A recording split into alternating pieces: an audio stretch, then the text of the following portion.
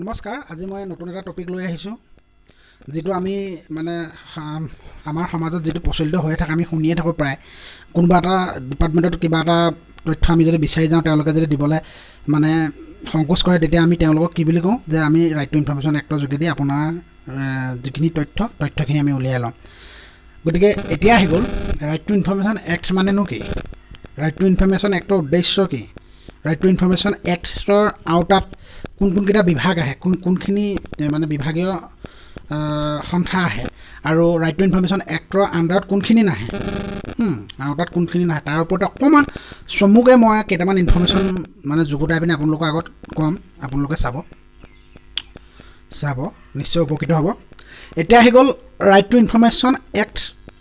act কি আছিলে আমাৰ মৌলিক অধিকাৰ আৰ্টিকল 19ৰ পৰা এই ৰাইট টু ইনফৰমেশ্যন এক্টটো আহিছে তাৰ আণ্ডাৰতে থাকে এতিয়া আহি গ'ল ৰাইট টু ইনফৰমেশ্যন এক্টখন মানে এখন আইন মানে তথ্য জনা অধিকাৰ আইন বুলি অসমীয়াত কয় এইটো 15 জুনৰ 2005 চনত পাৰ্লিয়ামেণ্টত মানে পাছ হৈছিলে তাৰপিছত এই আইনখন মানে তথ্য জনা অধিকাৰ আইন 12 অক্টোবৰ 2005 চনত কাৰ্যকৰী হৈছিলে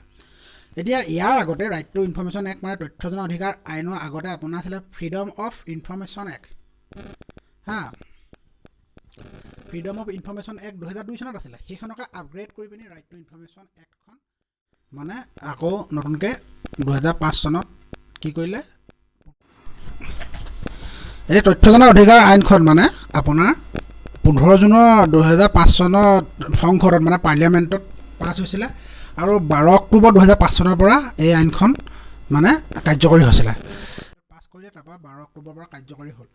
এই এক্টৰ যোগেদি মানে আমাক কি স্বতন্ত্ৰতা পাওঁ আমি কোৱাৰ স্বতন্ত্ৰতা পাওঁ কিবা এটা দেখিলোঁ যে আমি ক'বলৈ স্বতন্ত্ৰতাটো এই ৰাইট টু ইনফৰমেশ্যন এক্টৰ আইনখনে আমাক স্বতন্ত্ৰতা দিয়ে আৰু আমি মৌন ধাৰণ কৰাটো ৰাইট টু ইনফৰমেশ্যন এক্টে স্বতন্ত্ৰতা দিয়ে কোনোবা এজন মহান ব্যক্তি যদি ঢুকালে বা আমি ইচ্ছা কৰি মৌনতা অৱলম্বন কৰিছোঁ এইটো ৰাইট টু ইনফৰমেশ্যন এক্টতে আছে আমাৰ সংবাদ মাধ্যমক স্বতন্ত্ৰতা যে যিকোনো টপিক এটাৰ ওপৰত ক'বলৈ তেওঁলোকৰ হেৰিয়াত থাকি মানে লিমিটেশ্যনত থাকি তেওঁলোকক ক'বৰ কাৰণে তেওঁলোকক কি দিয়ে ৰাইট টু ইনফৰমেশ্যন এক্টে স্বতন্ত্ৰতা দিয়ে ৰাইট টু ইনফৰমেশ্যন এক্টৰ মূল উদ্দেশ্য কি ৰাইট টু ইনফৰমেশ্যন এক্টৰ মূল উদ্দেশ্য হ'ল নাগৰিকক তথ্য উপলব্ধি কৰি শক্তিশালী বনোৱা আৰু চৰকাৰৰ কাৰ্যশৈলীত পাৰদৰ্শিতা আৰু জবাবদিহি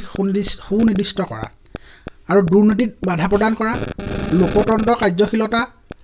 বঢ়োৱাৰ লগতে দিশ প্ৰদান কৰা হ'ল মূল উদ্দেশ্য এখন ৰাইট টু ইনফৰমেশ্যন এক্ট তথ্য জনা অধিকাৰ আইনৰ মূল উদ্দেশ্য এই আইনৰ যোগেদি চৰকাৰে যি কাম কৰিছে তাৰ তথ্য টাইম টু টাইম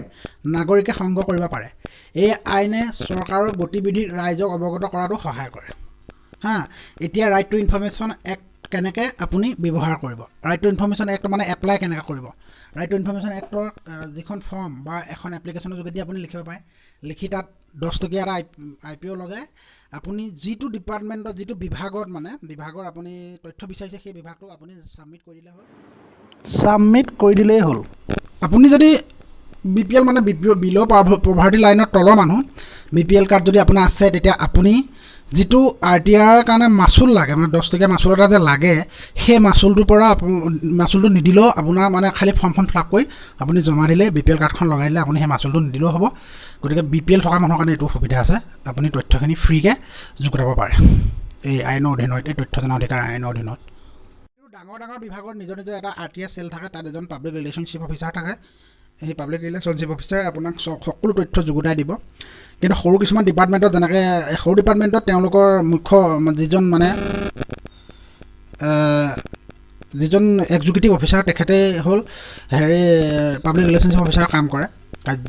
কাৰ্যবাহী অফিচাৰজনে যেনেকৈ আপুনি যদি পঞ্চায়ত সৰুকৈ উদাহৰণ এটা লৈছোঁ আপুনি যদি পঞ্চায়তৰ অফিচত আপোনাৰ এৰিয়াত যিটো পঞ্চায়ত অফিচ আছে তাত বোলে আপুনি কি কৰিছে মানে 15 কমিশ্যনৰ যিটো আঁচনিবিলাক কি আহিছে কোনে ঘৰ পাইছে পইচা পাতি কিমান টকা ক'ত খৰচ কৰিছে সেইটো জানিবৰ কাৰণে আপুনি বোলে বিচাৰিলে আৰু আপুনি বোলে তাত গৈ পিনি এপ্লিকেশ্যন দিলে তেখেতলোকে আপোনাক সঠিক মানে তথ্য নিদিলে তেতিয়া আপুনি কি কৰিব তথ্য জনা অধিকাৰ আইনৰ যোগেদি আপুনি RTI ফাইল কৰিব RTI ফাইল কৰাৰ লগে লগে আপুনি সেই RTIখন যেনে ছেক্ৰেটাৰী হাতত দিলে তাৰ ছেক্ৰেটাৰীজনে হ'ল পাব্লিক ৰিলেশ্যনশ্বিপ অফিচাৰ কৰে তেওঁৱে কাম কৰি আপোনাৰ তথ্যখিনি যুগুতাব আপুনি তাতো যদি সেই তথ্যখিনি যদি আপোনাৰ বোলে আপুনি ছেটিছফেক্টৰী লেভেলৰ নহয় তেতিয়া আপুনি উপায়ুক্ত অফিচলৈ যাব পাৰে BDO অফিচলৈ যাব পাৰে তেতিয়াও যদি নহয় BDO পৰা পাছত উপায়ুক্তৰ অফিচ যাব লাগে যদি তাতো আপুনি ছেটিছফাই নহয় তেতিয়া আপুনি ডাইৰেক্ট ষ্টেট মানে আছাম ইনফৰমেশ্যন কমিশ্যন যিখন আছে তাত নহ'লে চেণ্ট্ৰেল ইনফৰমেশ্যন কমিশ্যনত আপুনি কমপ্লেইন মানে RTI এখন পেলাই দিয়ক তেতিয়া আপুনি উপযুক্ত তথ্য 30 দিনৰ ভিতৰত পাব 30 দিনৰ ভিতৰত পোৱা মানে প্ৰাৱধান থাকে আৰু এতিয়া কথাটো এনেকুৱা হ'ল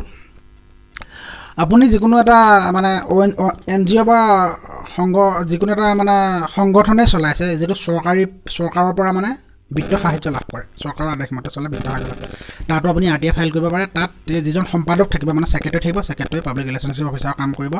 স্কুল এখনত কৰিলে তেওঁলোকৰ হেডমাষ্টাৰ পাব্লিক ৰিলেশ্যনশ্বিপ অফিচাৰ নহলে তেওঁলোকৰ BEO অফিচত দিলে BEO পাব্লিক ৰিলেশ্যনশ্বিপ অফিচাৰ তেওঁলোকে আপোনাক তথ্য যোগাব এতিয়া হৈ গ'ল এই আইনৰ অধীনত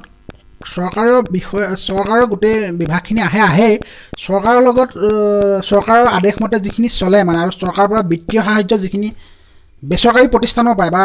বেচৰকাৰী সন্থা বা সংগঠন বা সংঘ যিবিলাকে পায় মানে তেওঁলোকো এই আইনৰ অধীনত আহে তেওঁলোকতো আপোনালোকে এই আইনৰ যোগেদি যিকোনো তথ্য বিচাৰিব পাৰে এতিয়া হৈ গ'ল এই আইনৰ অধীনত কোনবিলাক নাই এই আইনৰ অধীনত মানে সেকশন 24(1)ত এই আইনত মানে ক্লিয়াৰলি লিখা আছে যে সিকিউৰিটি এজেন্সি ইন্টেলিজেন্স এজেন্সি যেনেকৈ আৰ্মি পেৰামিলিটাৰী এইবিলাক বিভাগ RTI এক্টৰ অধীনত নাহে গতিকে RTI এক্টৰ অধীনত নাহে এতিয়া মই এইখিনিতে এটা কথা ক'ম চমুকৈ মোৰ নিজৰ হেৰিয়াৰ পৰা মানে মই RTI এক্টৰ বিষয়ে সকলো হেৰি কৰি পিনি নিজে মই এটা উদাহৰণ হিচাপে আপোনালোকক বুজাই দিম সাপোজ আপুনি আজি বাহিৰত গৈছে বাহিৰত যাওঁতে আপুনি ঘৰৰ পৰা দেউতাৰ পৰা টকা 1000 লৈ গ'ল টকা 1000টো লৈ গৈ পিনে আপুনি পইচাটো গোটেই দিনটো কি কৰিলে আপোনাৰ মায়ে আপোনাক ৰাতি অহাৰ লগে লগে সোধা পোছা কৰিলে 1000 টকাটো ক'ত খৰচ হ'ল কি কৰিলা আজি দিনটো ক'ত থাকিলি কি হ'ল এতিয়া কি হ'ল আপুনি হ'ল চৰকাৰৰ পৰা বিত্ত লাভ কৰা এটা প্ৰতিষ্ঠান আপোনাৰ দেউতা হ'ল চৰকাৰ গভৰ্ণমেণ্ট আৰু নাগৰিক হ'ল আপোনাৰ মা আপোনাক মায়ে সুধিছে কথাখিনি আপুনি মাকটো ক'বই লাগিব গোটেইখিনি কি কৰিলে এয়া হ'ল তথ্য জনা অধিকাৰ আইনৰ মতে এনেকৈ কাম কৰে এইটো মই শৰ্ট ফৰ্মত উদাহৰণ এটা দি আপোনালোকক বুজাইছোঁ গতিকে তথ্য জনা অধিকাৰ আইনৰ বিষয়ে যদি আপোনালোকে মোৰ যোগেদি অকণমান হ'লেও উপকৃত হৈ যদি বুজি পাইছে তেতিয়া মোৰ চেনেলটো ছাবস্ক্ৰাইব কৰি দিব আৰু এনেকুৱা বহুত ধৰণৰ আইন মই মানে ওপৰতে বহুত ধৰণৰ এক্ট আৰু আইনৰ ওপৰতে মোৰ চেনেলটোত জানিবলগীয়া মোৰ চেনেলৰ নামেই জানিবলগীয়া কিছু কথা নজনা কথা কিছুমানৰ ওপৰতে মই বনাওঁ যিখিনি জানিলে আমাৰ মানে কি হয় ব্যক্তিগত জীৱনত বহুতো মানে বেনিফিট হয় আৰু সেইকাৰণে এতিয়া আপোনালোকক মই এটা কথা সুধিম যে RTI এক্টৰ যোগেদি কেতিয়াবা আপোনালোক উপকৃত হৈছেনে RTI এক্ট কৰোঁতে আপোনালোক কেতিয়াবা 30 দিনতকৈ বেছি সময় লাগিছেনে RTI এক্ট নথকা হ'লে আমাৰ গভৰ্ণমেণ্টৰ আমাৰ কিবা লাভ লোকচান হ'লহেঁতেন নে RTI থাকি আমাৰ কি লাভ হৈছে সেইবিলাক প্ৰশ্ন আপোনালোকে মোক প্লিজ কমেণ্ট কৰি জনাব উত্তৰ দিব RTI এক্টৰ আৰু কিবা ভুল হৈছে যদি উপদেশ হিচাপে এডভাইচ হিচাপে আপোনালোকে তলত কমেণ্টত লিখি দিব তাকে ক'লোঁ জয় অসম নমস্কাৰ